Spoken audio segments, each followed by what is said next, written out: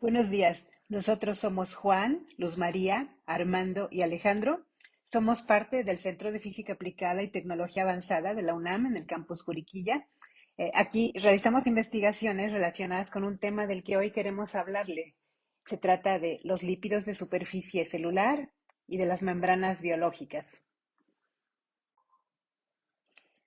Y para ello hemos dividido nuestra plática en 5 partes. Vamos a hablarles de qué son los lípidos y cómo es un lípido anfipático. Luego vamos a hablarles de la función estructural de los lípidos. Vamos a contarles algunas particularidades sobre los lípidos de bacterias y de arqueas. Vamos a definir el concepto de balsas lipídicas y por último vamos a comentarles cómo obtenemos en el laboratorio lípidos a partir de células o tejidos. Así que para introducirnos al tema, primero vamos a definir qué son los lípidos y en particular vamos a definir cómo es un lípido de membrana. Y bueno, todo el mundo tenemos una idea desde niños de cómo son los lípidos. Podríamos decir que son sustancias que no se mezclan con el agua. A veces las llamamos aceites, a veces grasas, dependiendo de que estos sean líquidos o sólidos. Pero podemos decir que son sustancias que no podemos disolver en agua. Y esta es una molécula de agua. Está formada, bueno, es una representación de una molécula de agua formada por un oxígeno y dos hidrógenos. Lo que sabemos, de acuerdo con la teoría cuántica, es que el oxígeno es mucho más ávido por los electrones que el hidrógeno. El oxígeno es un átomo que atrae a los electrones con mucha mayor fuerza que el hidrógeno. De manera que si nosotros pudiéramos observar la probabilidad de que existan electrones en un sitio determinado alrededor de este enlace, podríamos ver que esos electrones se encuentran con mayor frecuencia junto al oxígeno y con menor frecuencia junto al hidrógeno, de manera que como los electrones tienen carga negativa, este enlace tendrá una carga eléctrica parcial negativa junto al oxígeno y una carga eléctrica parcial positiva junto al hidrógeno. En cambio, algunas otras moléculas están formadas por átomos que no tienen mayor afinidad por los electrones unos que otros. Ese es el caso de los hidrocarburos, en donde el carbono y el hidrógeno tienen afinidades semejantes por los electrones, y entonces en toda la molécula de un hidrocarburo no hay ninguna polarización de cargas. De esa manera, se da lugar a moléculas que no son polares y por lo tanto no son solubles en agua. Veamos por qué. En el agua, los oxígenos quedarán interactuando con las cargas parcialmente positivas en los hidrógenos, formando enlaces débiles que llamamos enlaces de hidrógeno. Y esto es el agua, un solvente en donde las moléculas que la forman se encuentran en movimiento y estos enlaces no covalentes están rompiéndose y formándose constantemente. Y es por eso que una molécula apolar, como el octano o cualquier aceite que no se disuelve en agua, al no tener la capacidad para compensar esas cargas eléctricas parciales, como otras moléculas sí lo tienen, pues no se disuelve en el agua. Pero ahora, ¿cómo definimos un lípido? Habíamos dicho anteriormente que muchas veces se definía como un compuesto insoluble en agua y la mayoría de ellos así lo son, insolubles en agua, y son compuestos que tienen mucho carbono, hidrógeno, cadenas hidrocarbonadas en su estructura. Pero si nos fijamos en estas moléculas, aquí hay ejemplos de algunos lípidos, no vemos un patrón en ellos, no hay una estructura que esté en todas las moléculas a las que llamamos lípidos. Entonces, la definición es más difícil y tampoco podemos decir que son moléculas insolubles en agua, porque miren este ejemplo, el último es un gangliósido de cerebro, y si es un lípido, tiene dos cadenas hidrocarbonadas, pero esta es una molécula que sí es soluble en agua debido a todo el número de cargas parciales positivas y negativas de esta cadena de azúcares pegada a la parte lipídica. Entonces, recientemente, una nueva definición se basa no en la solubilidad, no en sus funciones, en cambio, está basada en la manera en que sintetizamos estos compuestos. Y esa definición nos dice que un lípido es un ácido graso o una molécula que proviene de la síntesis de ácido graso. Aquí en medio esquematizamos un ácido graso, es una molécula con una función de ácido carboxílico y con una cadena hidrocarbonada. Y todos los lípidos, como sea que los veamos al final de su biosíntesis, han provenido de un ácido graso, así que esa es la nueva definición.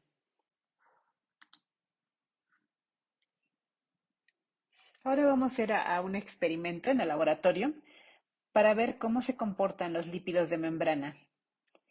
Y hemos colocado un lípido de membrana teñido de color de rosa en un solvente orgánico. En este caso hemos puesto cloroformo y allí está, lo estamos colocando en un embudo de separación, que es el material que usamos en el laboratorio para hacer emulsiones. Y por otro lado, colocamos un colorante de cocina soluble en agua de color azul. Ahora vamos a mezclarlos. Van a ver algo muy curioso. Cuando mezclamos estos dos componentes, pues no hay una miscibilidad, pero vean cómo pareciera que el lípido rosa ha desaparecido. Y no es así. Cada vez lo estamos viendo que aparece, pero aparece no en el solvente orgánico, sino en la interfase. Así que podemos ver que es una grasa que tiene cierta con el agua. Sin embargo, esperamos el equilibrio, si ayudamos agitando un poco, vemos que esa grasa vuelve a soluble en el solvente orgánico, nunca se va al agua, no es soluble en agua, pero sí tenía cierta afinidad por el agua. Así que tenemos sustancias que son, por un lado, afines a solventes orgánicos, pero por otro lado, parece que también son afines al agua. Así que es a esto a lo que le llamamos sustancias anfipáticas, en este caso a un lípido anfipático. Y si vemos su estructura, se trata de un compuesto que es así. Por un lado, tiene cadenas hidrocarbonadas afines a solventes apolares y por otro lado, tiene un fragmento estructural que está muy polarizado en cuanto a cargas eléctricas, inclusive en este caso tiene cargas eléctricas netas. Lo podemos representar también de esta manera. Este es un fosfolípido de membrana porque tiene fosfato y también se puede representar de manera más simple con esta forma, una cabeza polar y las cadenas hidrocarbonadas. Y esto es lo que teníamos en nuestro experimento. Ahora, con esta animación vamos a entender cómo los lípidos anfipáticos son capaces de formar membranas biológicas. Así que tenemos lípidos que tienen afinidad por el agua, pero solamente en uno de sus extremos, pues el lípido se acomodaría en la interfase aire-agua, con las colas hidrofóbicas hacia el aire y solamente la cabeza polar hacia el agua. Y de esta manera, lo que vamos a hacer es formar lo que llamamos una monocapa. Después, si nosotros siguiéramos agregando más lípidos, estos lípidos tendrán que arreglarse de manera que solamente sus caras polares siguieran de cara al agua, de manera que si seguimos agregando más moléculas anfipáticas en el agua, lo que haremos es formar un tipo de estructuras que forman, por ejemplo, los jabones, que son capaces de arrastrar grasas, pero que agregamos y enjuagamos con agua. Por último, si en este recipiente siguiéramos agregando lípidos, se formarían otro tipo de arreglos para poder dar cabida a un mayor número de moléculas dentro del agua. Y estas estructuras que se forman son estructuras esféricas con hojas externas e internas de lípidos anfipáticos. Estas son las bicapas de lípidos. Así que, como podemos ver, los lípidos anfipáticos forman estructuras que se ensamblan de manera automática y esta es la base de formación de las células. Podemos ver que con una bicapa de lípidos podemos tener un compartimento acuoso independiente del agua en donde esta estructura se encuentra. Y esta es la base de la formación de células. También es importante mencionar que existen lípidos anfipáticos de distintas estructuras. Unos tienen forma de cilindro, otros de cono invertido. Y como puede esperarse, distintos lípidos serán necesarios para dar lugar a formaciones de membranas distintas. Pero ahora vamos a ver a Juan y a Armando que nos hablarán de esos detalles. Esta sección lleva por nombre función estructural de los lípidos. Los lípidos en las membranas celulares tienen funciones biológicas, como el hecho de que son una reserva de energía, pero también tienen una función muy importante que es la de definir las características estructurales de la membrana. Dada la característica de los lípidos de ser moléculas anfipáticas, es decir, que tienen un dominio hidrofóbico y uno hidrofílico, tienen la propiedad de formar distintas estructuras supramoleculares por un proceso de autoensamblaje, estructuras como lo son las micelas, bicapas o liposomas.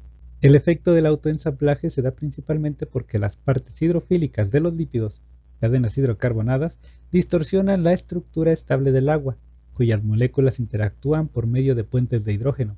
El proceso de autoasociación de los dominios hidrofóbicos minimiza el área superficial en contacto con el agua, minimizando la energía de organización.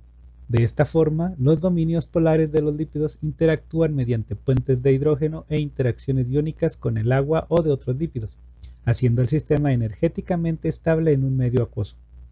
Otros factores que afectan la organización estructural que el lípido polar asume en un medio acuoso son la concentración, la relación entre los dominios hidrofóbicos que tienden a autoasociarse y las fuerzas iónicas y estéricas repulsivas de los dominios polares que se oponen a la autoasociación. A bajas concentraciones las moléculas anfipáticas se encuentran como monómeros, pero al aumentar la concentración de las moléculas anfipáticas su estabilidad en solución disminuye hasta que las fuerzas de autoasociación de los dominios hidrofóbicos superan las fuerzas repulsivas, provocando la autoasociación. En este punto se puede señalar que a mayor el tamaño del dominio hidrofóbico, más baja la concentración de micelas, mientras que a mayor tamaño del dominio hidrofílico, mayor la concentración de micelas. La forma de las moléculas anfipáticas define la organización estructural de las moléculas. Aquellas moléculas con dominios hidrofóbicos pequeños, es decir, grupos alquilo pequeños relativos a un grupo hidrofílico de mayor tamaño, tienen una estructura de cono invertido, resultando en que se favorezca la asociación de estas moléculas en estructuras micelares con centros hidrofóbicos al interactuar con agua, mientras que las moléculas anfipáticas de dos cadenas tienen una forma cilíndrica que favorece la formación de una bicapa con los lípidos. El proceso de formación de liposomas, estructura de principal interés en esta presentación, incluye principalmente fosfolípidos, los cuales permiten una estructura en bicapa. Estos fosfolípidos se pueden mezclar con otros lípidos diluyéndolos en solvente orgánico para posteriormente ser secados.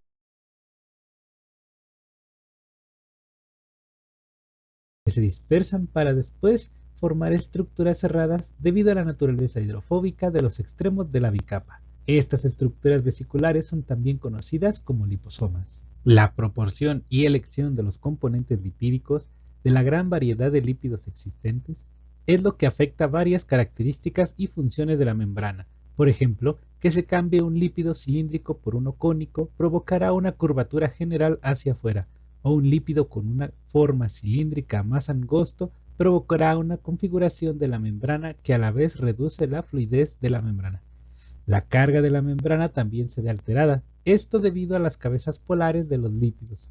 Incluso algunos lípidos interactúan con proteínas, esto con la intención de regular la tensión de la membrana o permeabilidad. Muchas gracias. En esta sección se hablará sobre la importancia de los lípidos en bacterias y arqueas. Para las bacterias, los lípidos juegan un papel muy importante, ya que básicamente forman parte de la estructura de la membrana plasmática. Esta membrana es una estructura fluida, la cual está compuesta principalmente de fosfolípidos y también podemos encontrar proteínas, ya sean proteínas que permiten el transporte de nutrientes o proteínas que solamente se encuentran en la superficie de la membrana.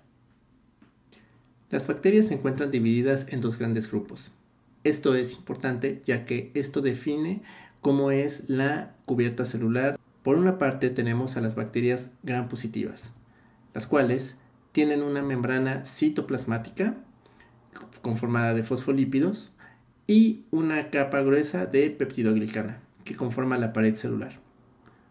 Por otro lado, las bacterias gram negativas tienen una membrana interna, también formada de fosfolípidos, una capa más delgada de peptidoglicana y una capa externa formada de fosfolípidos también, donde también se pueden encontrar algunas otras moléculas que tienen algunas funciones para la bacteria. Los fosfolípidos que componen a la membrana son fosfatidiletanolamina, fosfatidilglicerol y cardiolipina.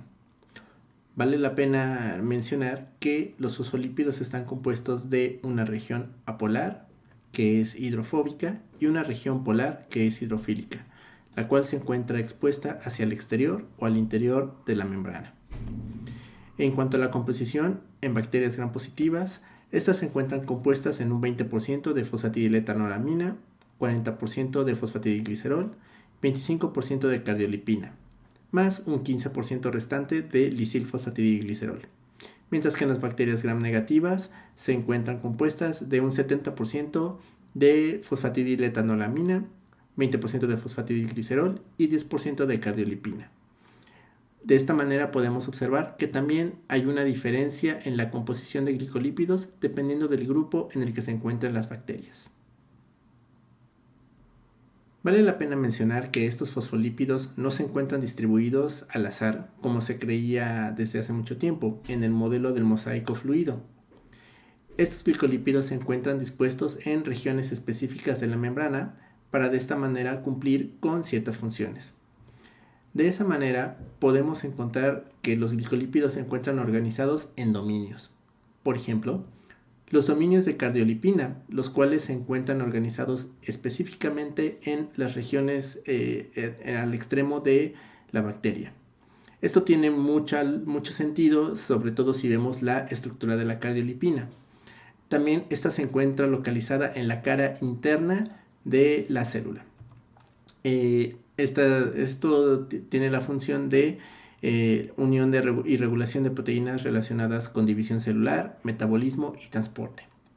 Por otro lado tenemos la región de los dominios de fosfatidilglicerol, los cuales se encuentran formando una especie de espiral alrededor de la bacteria. Esto en particular se ha encontrado en bacterias gram positivas y su propósito es que ahí se pueden encontrar proteínas relacionadas con la división celular. Finalmente también podemos encontrar balsas lipídicas, las cuales pueden coordinar rutas de señalización celular y su eliminación disminuye la virulencia de las bacterias. También existen otro tipo de microorganismos que son capaces de vivir en condiciones extremas. ¿Qué clase de condiciones? Pues por ejemplo aquellas donde las temperaturas sean demasiado elevadas o las concentraciones de sal también sean muy elevadas, ¿no? Incrementando así la presión osmótica. Existen microorganismos que pueden vivir en estas condiciones. Pero, ¿cómo lo logran? Pues bueno, una de las respuestas básicamente tiene que ver con los glicolípidos que conforman la membrana de este tipo de microorganismos, que son denominados arqueas. Como ya se ha mencionado anteriormente, los fosfolípidos de las bacterias se encuentran formados de una región polar y una región apolar, los cuales se encuentran unidos mediante un enlace éster. Sin embargo, la pequeña diferencia que tienen las arqueas es que la región polar y la región apolar se encuentran unidas mediante un enlace éter, además de encontrar isoprenoides en la región apolar. La consecuencia de esto es que, por ejemplo, en el caso de las bacterias, estas pueden conformar una bicapa lipídica, mientras que en el caso de las arqueas se organiza en una monocapa. Esta pequeña diferencia es lo que hace que las arqueas tengan una mayor estabilidad a mayores temperaturas o a menores temperaturas y también tengan estabilidad a pHs extremos. Por supuesto, esto viene con un precio, que es que la membrana no es tan fluida en comparación a la de las bacterias. Una aplicación que se le puede dar a los glicolípidos de las arqueas es, por ejemplo, en la creación de estructuras para entrega de fármacos. tradicionalmente tenemos estructuras lipídicas como son los liposomas tradicionales, que se pueden generar con fosfolípidos para generar una estructura que pueda acarrear, por ejemplo, algún fármaco. Estas estructuras son muy sencillas de hacer y pues son muy versátiles y nos permiten cargar pues una gran variedad de fármacos. Sin embargo, estas quizás pueden ser un poco débiles y pueden ser eliminadas, por ejemplo, por mecanismos de la respuesta inmune o, por ejemplo, cambios bruscos de temperatura y pH. Sin embargo, cuando trabajamos con liposomas hechos con lípidos derivados de las arqueas, que son denominados como arqueosomas, nosotros podemos tener liposomas que son más resistentes. Como ya mencioné anteriormente, estos pueden tener una mayor estabilidad en condiciones extremas. ¿Qué condición extrema? Pues por ejemplo el pH del estómago, que es un pH que va con valores de 1 a 3. De esa manera la aplicación de los liposomas podría ser mucho más sencilla en comparación de los liposomas tradicionales. Entonces con esto podemos concluir que pues sí, efectivamente los lípidos son un elemento muy importante en las bacterias y las arqueas. Muchas gracias. Las balsas lipídicas. Los lípidos que contienen ácidos grasos largos y saturados, como los esfingolípidos, forman membranas de mayor grosor y menos fluidas, a diferencia de los lípidos que contienen ácidos grasos insaturados o poliinsaturados, como es el caso de los fosfolípidos, ya que los pliegues en sus cadenas hidrocarbonadas previenen su empaquetamiento ordenado. Se ha propuesto que la interacción entre lípidos como el colesterol, los lípidos relativamente saturados, como los esfingolípidos, y los glicolípidos, llevan a la formación de regiones de membrana con un mayor orden, las cuales poseen la habilidad de reclutar proteínas. Existe evidencia de que estas regiones, conocidas como balsas lipídicas o también llamadas nanodominios, están involucradas en procesos de señalización que rigen distintas funciones de la célula. Funciones de las balsas lipídicas. La interacción entre lípidos y las proteínas de membrana es muy importante, la cual se da a través de regiones denominadas dominios transmembrana en las proteínas. Cuando la longitud de estos dominios es distinta al grosor de la membrana que las rodea, se genera un efecto denominado desajuste hidrofóbico, donde los lípidos de la membrana se remodelan para evitar estar expuestos al agua. Debido a esto, las proteínas son desplazadas hacia los dominios de la membrana cuyo grosor coincide con el de su dominio, o directamente se promueve su agregación para minimizar el estrés generado en la membrana, un proceso que se llama oligomerización. En algunos casos, este desajuste hidrofóbico es capaz de modificar la conformación y función de las proteínas de membrana, lo cual ha sido demostrado en proteínas transportadoras que forman canales a través de la membrana para que pasen solutos a través de ella, como es el caso de las bombas de sodio y potasio, así como las acuaporinas en las bacterias, las cuales pueden pasar de un estado abierto o cerrado dependiendo de su interacción con los lípidos. Las balsas lipídicas promueven la interacción de proteínas con los demás elementos de la membrana, regulando así su función, ya que se pueden reunir a enzimas o receptores con sus sustratos, aumentando así la probabilidad de encontrarse y activarse, resultando en la señalización. Por ejemplo, se ha observado que las sinasas SRC, proteínas involucradas en la señalización del sistema inmunológico, se agrupan en estos nanodominios, donde son capaces de activar a receptores de células T y receptores de alta afinidad de inmunoglobulinas E o anticuerpos. También existe evidencia de que diversos patógenos y sus productos se unen preferentemente a balsas lipídicas. Por ejemplo, la toxina del cólera se une a glicofosfolípidos, los cuales están enriquecidos en los nanodominios, mientras que el virus del VIH se une a la proteína CD4 agrupada en estas balsas lipídicas, permitiendo su ingreso a la célula y su posterior infección.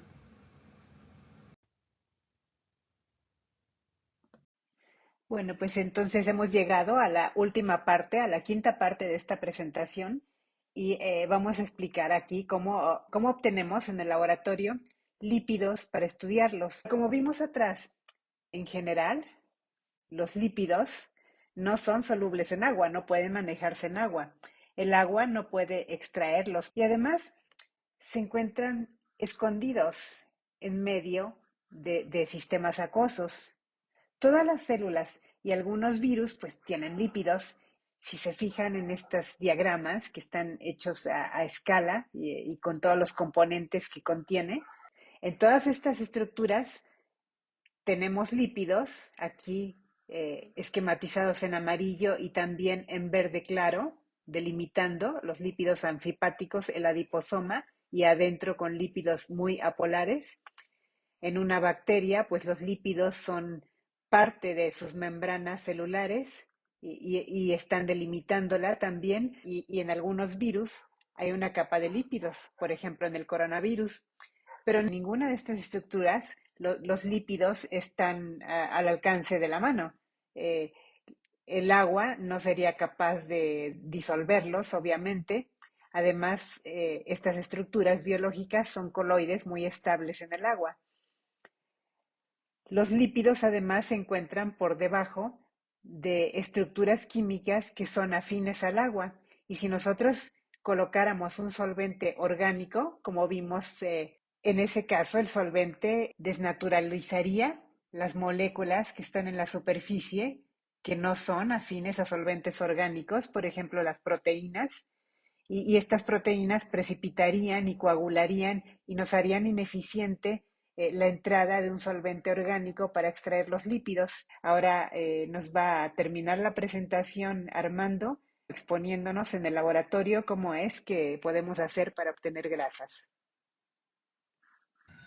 En este video mostraremos el método de Folk, una estrategia que se basa en el uso de un solvente de mediana polaridad, es decir, ni muy polar ni muy apolar. Recordemos que en un inicio tenemos agua con colorante azul y un solvente poco polar donde tenemos disueltas grasas de color rosa.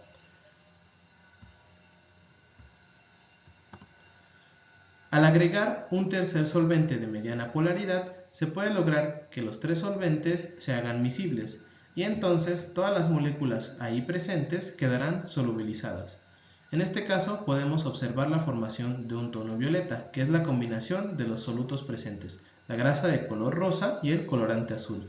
Finalmente, para separar los dos tipos de componentes, este equilibrio de miscibilidad está roto, agregando un poco más de los solventes de polaridad extrema, en este caso al agregar agua. Después de agitar, las dos fases pueden separarse y entonces podemos recuperar las grasas. Una vez obtenidas las grasas, podemos concentrarlas mediante la evaporación del solvente, en este caso utilizando un sistema rotaevaporador. Si miramos las estructuras de los solventes más utilizados en el método de Folk, como es el caso de un solvente polar como el agua y un solvente apolar como el cloroformo, podemos notar que para hacer miscibles estos dos solventes de polaridad extrema, bastará con agregar suficiente cantidad de un tercer solvente que es anfipático, es decir, que tiene medianamente polaridad, como es el caso del metanol. El método de Folk fue desarrollado hace más de 6 décadas y aún se sigue utilizando en la era actual. El artículo que lo describe es uno de los artículos más citados en la historia de la bioquímica, aunque también hay que decir que recientemente se han estado desarrollando otras estrategias para obtener lípidos de una manera más amigable con el ambiente, como utilizar solventes de menor toxicidad obtenidos de fuentes verdes o empleando fluidos supercríticos. Con esto terminamos y les damos las gracias por su atención.